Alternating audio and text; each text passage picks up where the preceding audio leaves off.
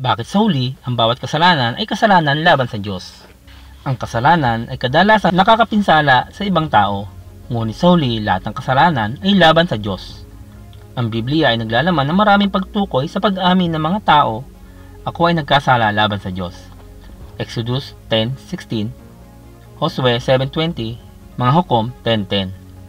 Ang Genesis 39:9 ay nagbibigay sa atin ng mas malapitang pagtingin dito. Si Jose ay tinutukso ng mga lunya sa asawa ni Potiphar. Sa pagtutok sa kanya, sinabi niya, "At ipinamahalan niya sa akin ang lahat sa bahay na ito, maliban sa iyo na kanyang asawa." Kapansin-pansin na hindi sinabi ni Jose na ang kanyang kasalanan ay laban kay Potiphar. Hindi ito nangangahulugan na si Potiphar ay hindi maapektuhan. Ngunit ang higit na katapatan ni Jose ay sa Diyos at sa kanyang mga batas. Ito ang Diyos na ayaw niyang masaktan. Ganito rin ang sinabi ni David pagkatapos niya magkasala kasama si Bathsheba. 2 Samuel 11.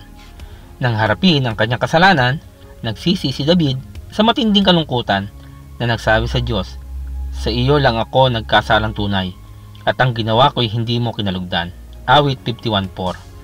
Malinaw na nagkasala rin siya kay Bathsheba at sa asawa nito. Ngunit ang paglabag sa batas ng Diyos ang labis na ikinalungkot ni David. Kinamumuhian ng Diyos ang kasalanan dahil ito ay kabaligtaran ng kanyang kalikasan at dahil ito ay nakakapinsala sa atin o sa ibang tao. Sa pagkakasala sa Diyos, sinaktan din ni David ang ibang tao. Kapag ang gumawa ng krimen, ang taong nasaktan ng krimen ay hindi ang nagpaparusa sa kriminal. Ang estado lamang ang maaaring legal na magpataw ng parusa. Ang batas ang humahato sa isang tao na nagkasala o inosente, hindi ang biktima. Ang batas ang nilabag. Ano man ang pagiging karapat-dapat o kawalang kasalanan ng biktima, lahat ng krimen ay ganap na nagawa laban sa itinatag na batas. Kung ninakawan mo ang bahay ng iyong kapitbahay, maliwanag na nagkasala ka sa iyong kapwa. Ngunit hindi siya ang mananagot sa iyo. Ito ay ang mas mataas na batas na iyong nilabag. Ang estado ay may pananagutan na hatulan ka at parusahan ka. Ang iyong kapitbahay, bagamat apektado ng iyong krimen, ay sumasang-ayon sa estado. Sa parehong paraan, lahat ng batas na moral ay nagsisimula sa Diyos. Dahil tayo ay nilikha ayon sa larawan ng Diyos, mayroon tayong kanyang batas na moral na nakasulat sa loob ng ating mga puso. Genesis 1:27. Nang kumain sina Adan at Eva mula sa ipinagbabawal na puno sa halamanan ng Eden, sinabi ng Diyos, "Katulad na natin ngayon ang tao, sapagkat alam na niya ang mabuti at masama." Genesis 3:22.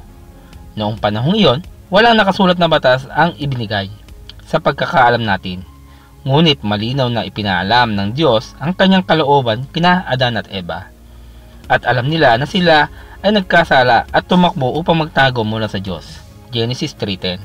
Ang kanilang kahihiyan pagkatapos ng kasalanan ay nabulgar. Ang kasalanan ay isang pagbaluktot sa perpektong disenyo ng Diyos. Lahat tayo ay nagtataglay ng mismong larawan ng Diyos. At kapag tayo ay nagkasala, sinisiraan natin ang pagkakahawig na iyon. Nilikha tayo upang maging mga salamin ng kalawalhatian ng Diyos. Efeso 2:10, 4:24, Hebreo 2:7. Ang kasalanan ay isang malaking dumi sa salamin at binabawasan nito ang kagandahan at kabanalan na idinisenyo upang ating maging larawan. Kapag nagkasala tayo, lumalabas tayo sa layunin kung saan tayo nilikha.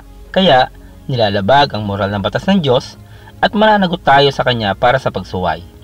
Sinasabi sa Roma 3:23, ang lahat ay nagkasala at hindi nakaabot sa kaluwalhatian ng Diyos. Ang kasalanan ay anumang bagay na kulang sa plano ng Diyos.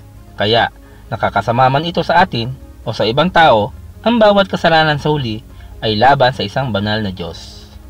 Salamat po sa inyong panonood at kung kayo po ay napagpala ng bidyong ito, huwag po kayo mahiya na ito ibahagi po sa inyong mga kaibigan, kamag-anak. Hanggang sa muli po.